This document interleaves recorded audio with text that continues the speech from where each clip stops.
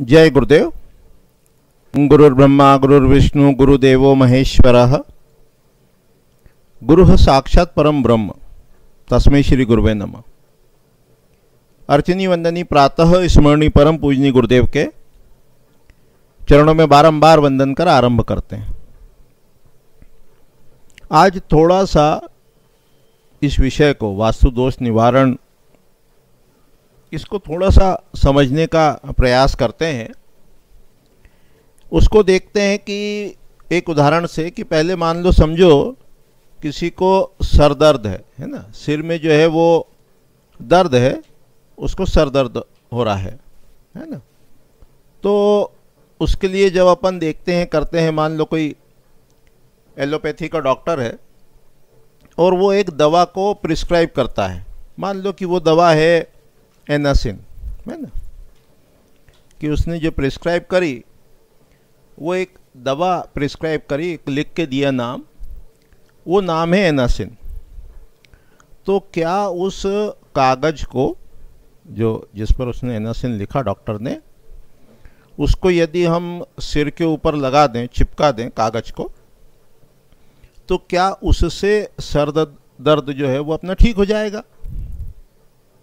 नहीं होगा, है ना। ये तो अपन सब समझते हैं, जानते हैं कि एनासिन जो दवा लिखी, मान लो, तो वो क्या करना पड़ेगा? सबसे पहले दवा खरीदना होगी, लाना होगी बाजार से।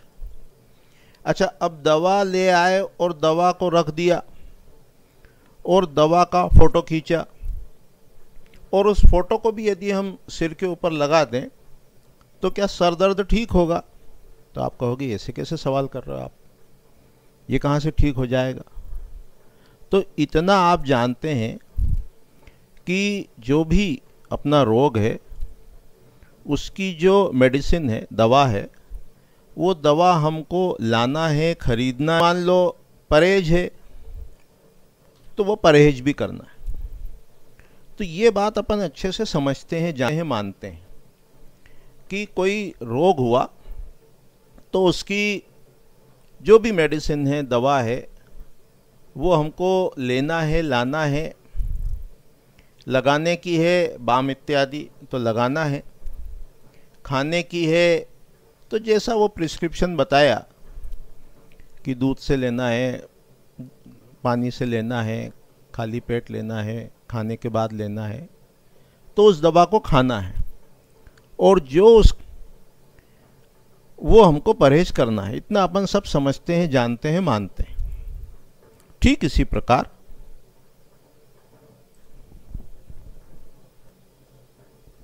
वास्तु में भी है। चलो एक उदाहरण और पहले देख लो। जैसे मान लो एक ग्रंथ है, टेक्स्ट है, उसका नाम अपन जानते हैं, उसका नाम है भगवद गीता। क्या नाम है? भगवद गीता। तो जो भगवद गीता ग्रंथ है, टेक्स्ट है, उसको यदि हम केवल ले आए, घर में रख लें, तो हमें लाभ। उसको पढ़ लें, भगवद गीता में जो भी श्लोक दिए, मान लो लिखा, मयि सर्वाणि कर्माणि संन्यास आध्यात्म चेतसा निराशी नरम भूत्वा युद्धस् विगज्वरः, तीसरे अध्याय का श्लोक है, 30वां, कि सारे कर्मों का मुझ में संन्यास कर दे, दृष्टा भाव में रह, आशा रहित होकर, ममता रहित होकर कर्म कर, हड़बड़ी में मत कर, जल्दबाजी में मत कर। ये मान लो भगवद गीता के तीसरे अध्याय का 30वां श्लोक है। तो उसको पहले तो पढ़ना, फिर समझना, और फिर क्या करना? आचरण में उतारना। तो हमें पूरा फल उसका कब प्राप्त होगा? जब हम उसको आचरण में उतारेंगे। किसको? वो भगवद गीता का जो श्लोक हमने अध्ययन किया, मयि सर्वाणि कर्माणि संन्यास, सारे कर्मों का मुझ में संन्यास कर, आध्यात्म चेतसः, मन को जो है वो दृष्टा भाव में रख, साक्षी भाव में रख, निराशी, आशा रहित होकर कर्म कर, निर्मम, ममता रहित होकर कर्म कर, नॉन अटैच होकर कर्म, युद्धस्व मतलब कर्म कर, विगज्वरः, ज्वर में मत कर, हड़बड़ी में मत कर। तो भगवद गीता को लाना, रखना और उसके बाद उसका अध्ययन करना, और फल कब मिलेगा? जब आचरण में उतारेंगे।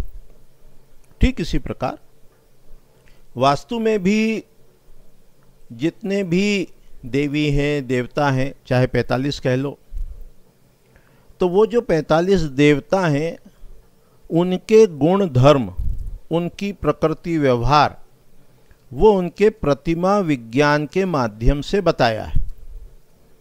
जैसे मान लो मध्य में ब्रह्मा है, तो ब्रह्मा के हाथ में कमंडल है, अक्षमाला है, पुस्तक है, यज्ञोपवीत है, उनकी जटा ऐसी है, एंड सो ऑन। उनका वाहन हंस है। तो जब ब्रह्म स्थान के गुणों को एक्टिवेट करना है, जागृत करना है, उनकी प्रॉपर्टी हमको अच्छी वाली चाहिए, शुभ गुण उनके चाहिए, तो जो ब्रह्मा जी का रंग है, गंध है, उनका जो भोजन है, उनके जो अस्त्र शस्त्र हैं, उनके जो आयुध परिधान हैं, वस्त्र हैं, वो हमको डीकोड करना पड़ेंगे, उनको समझना पड़ेगा कि हंस यानी नीर क्षीर विवेक। एक ही उदाहरण ले लो, तो नीर क्षीर विवेक यानी अपने काम की बात को ग्रहण करना। अब वो अपन ने ब्रह्मा जी के स्थान पर, ब्रह्म स्थान पर हंस लगाया, हंस का फोटो लगाया, पिक्चर लगाई, प्रतिमा लगाई, मूर्ति लगाई, लेकिन यदि हम अपनी बुद्धि का, विवेक का सदुपयोग नहीं करते हैं तो वो हंस कार्य नहीं करेगा। तो जो भी सिंबल्स हैं उनके पीछे के रहस्य को पहले समझना है और वैसा आचरण में उतारना है। अभी थोड़ी सी अपने से गलती क्या हो जाती है कि अपन समझते हैं, सोचते हैं, ऐसा मन में विचार उठता है कि हमने उस देवी देवता का रख दिया तो अपना काम हो गया। तो यहाँ थोड़ी सी भ्रांति है।